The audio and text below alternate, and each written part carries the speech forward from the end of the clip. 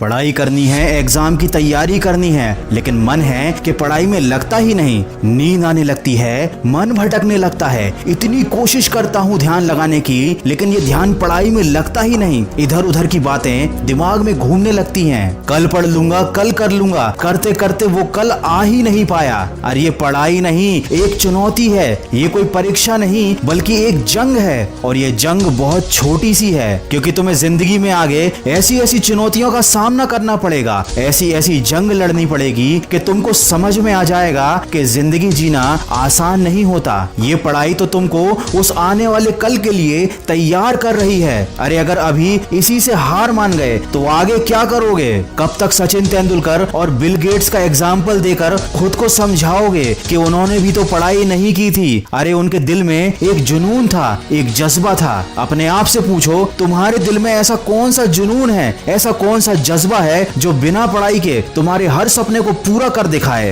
अरे जब तुम्हारी उंगलियों के निशान तक इस दुनिया में किसी और से नहीं मिलते, तो क्यों तुम अपनी तुलना दूसरों से करके हार मान लेते हो? कब तक इन बातों को सोचोगे कि पढ़ाई कुछ नहीं होती, पढ़ाई करने से क्या होता है, पढ़ाई करने से क्या मिल जाता है? अरे अगर पढ़ाई कुछ भी नहीं होती, पढ़ाई की कोई औकात नहीं है, तो ये पढ़ाई तुमसे क्यों नहीं हो रही? तुमको पता है ना, जिंदगी में अगर दूसरों से आगे जाना है, एक बेहतर जिंदगी जीनी है, तो वो काम करने पड़ते हैं जो दूसरों से करते नहीं बनते। सोचो सोचो, पढ़ाई भी वही काम है जो हर किसी से करते नहीं बनता और तुमसे भी करते नहीं बन रहा। लेकिन अगर तुम कर लोगे तो तुम उन सब लोगों से आगे निकल जाओगे जो हार मान चुके हैं। आज अगर तुम अपने मन के ऊपर एक छोटी सी जीत हासिल कर लोगे, तो कल बड़ी बड़ी मुश्किलों का भी हल निकाल पाओगे। सोचो, अगर इतनी छोटी सी चीज से ही तुम हार गए तो आगे क्या करोगे? सोचो, अगर इस मामूली से काम को करने के लिए तुम खुद को फोकस नहीं कर पा रहे हो तो आगे क्या करोगे? सोचो, जब तुम अभी अपने मन को काबू में नहीं कर पा रहे हो तो आगे क्या करोगे? मैं ये नहीं कह रहा कि पढ़ाई से प्यार करो, मैं ये भी नहीं कह रहा कि किताब से प्यार करो, लेकिन कम से कम अपनी जिंदगी से तो प्यार करो। आज लॉकडाउन ने तुम्हारे सामने एक उदाहरण लाकर रख दिया है कि जो लोग आर्थिक रूप से मजबूत थे, उन लोगों के लिए ये लॉकडाउन छुट्टियों की तरह था। उन्हें कोई फर्क नहीं पड़ा, बल्कि उन्होंने तो इस लॉकडाउन में मजे लूटे, क्योंकि शायद उन्होंने काफी पहले मेहनत कर ली थी, पढ़ाई कर ली थी, खुद को इतना काबिल और सक्सेसफुल बना लिया था कि आज की इस बुरी परिस्थिति का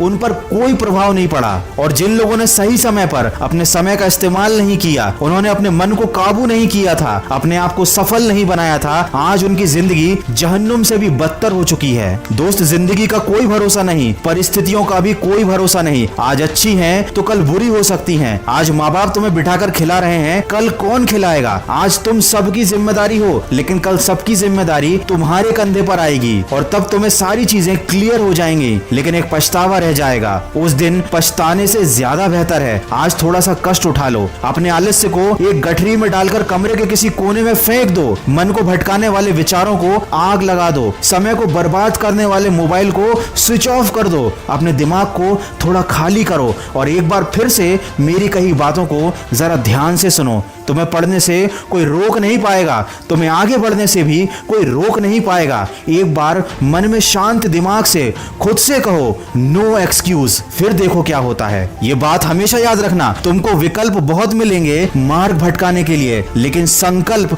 सिर्फ एक ही काफी है मंजिल तक जाने के लिए। अगर इंसान में सीखने की और बदलने की चाहत हो, तो वो अपनी गलतियों से सीख